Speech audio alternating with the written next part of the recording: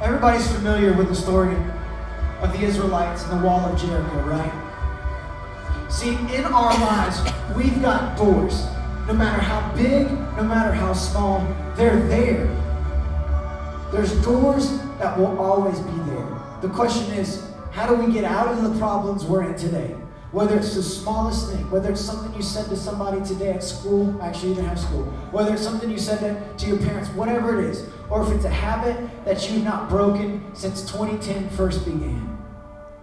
This Friday night turns into 2011. And if we don't decide to get a grip on our hearts, if we don't decide to truly embrace God, then our lives won't change. And unfortunately, this youth group won't change.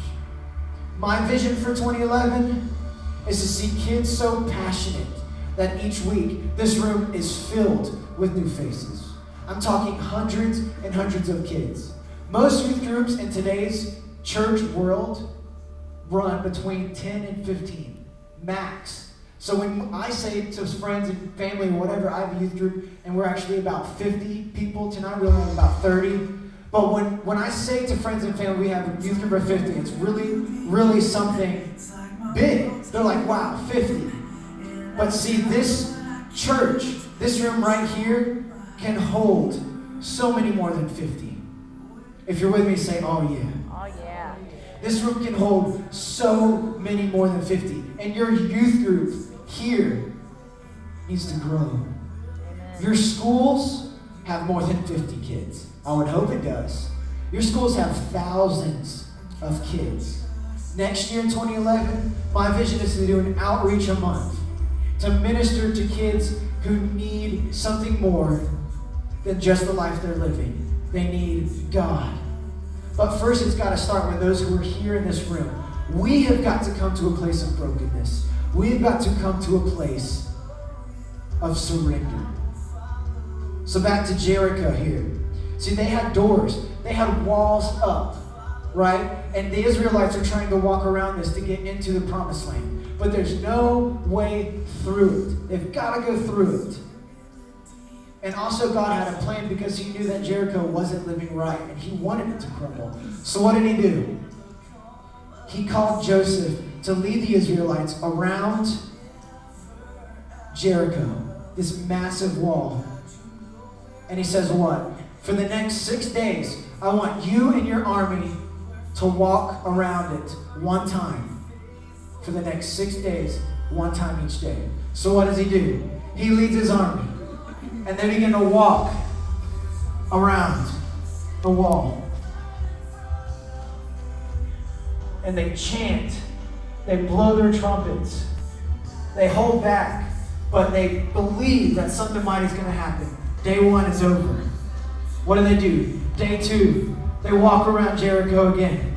They walk around the mighty wall. And see, you know what I'm doing right now? I'm believing that God is going to begin to walk around some doors in your life. Some things that you've been dealing with for a long, long, long time that you need to begin to break in your life. Day two is over. You know what? Now it's day three. We're going to go walk again around this place. We're going to go believe that God is going to do something mighty in this place. We're going to go believe that on day 7, when we cry, when we chant, that we believe the Lord is going to break down the walls. He's going to break down the doors. He's going to break down the barriers. Day 3 is over. Day 4. You want me to keep going? He's believing that on day 7, when we walk around this wall 7 times, that God is going to tear down the walls in this place. He's going to tear down the bad things in your life.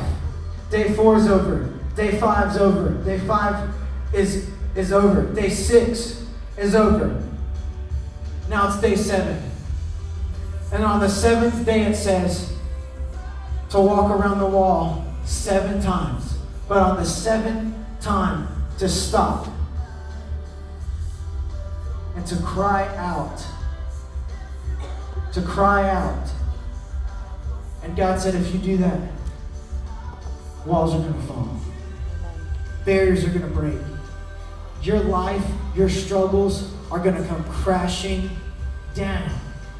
The habits that you've been in for so long that you can't get out of are going to come crashing down. But we've got to obey God. we've got to come to a place where we can say to God, I give you everything.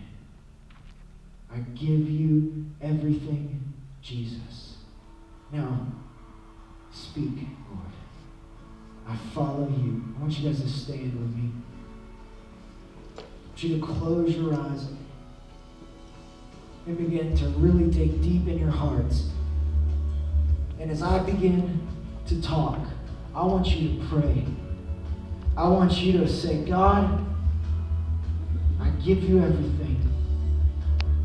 Wherever you're at in life, whoever your friends are, whoever your parents are, maybe you don't have parents, whatever it is, God wants to do something in your lives. He wants to change you. Maybe you're saying, Brandon, I'm good. Like, I feel good, dude. You know, nothing big's going on. We'll get bigger. Go harder. Press deeper. In order for this group right here to get bigger, to grow more passionate, we have got to want God more than we want ourselves. We've got to want God more than anything in this world. So right now I want you to just begin to pray, to think about the things that you've been doing in 2010.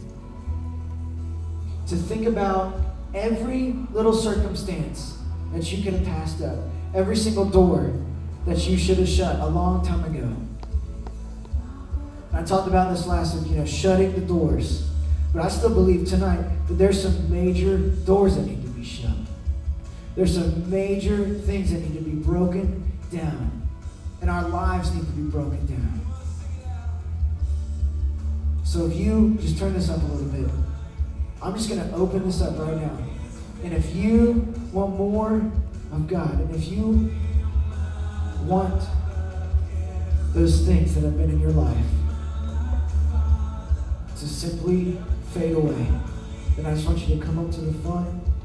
I don't care who you are. I don't care where you are. But if you want more of God, and you are saying, Brandon, I don't know which way to go. All I know is God has a plan for my life, and I just need to know what his plan is. Don't hesitate. Just come on up to the front right now.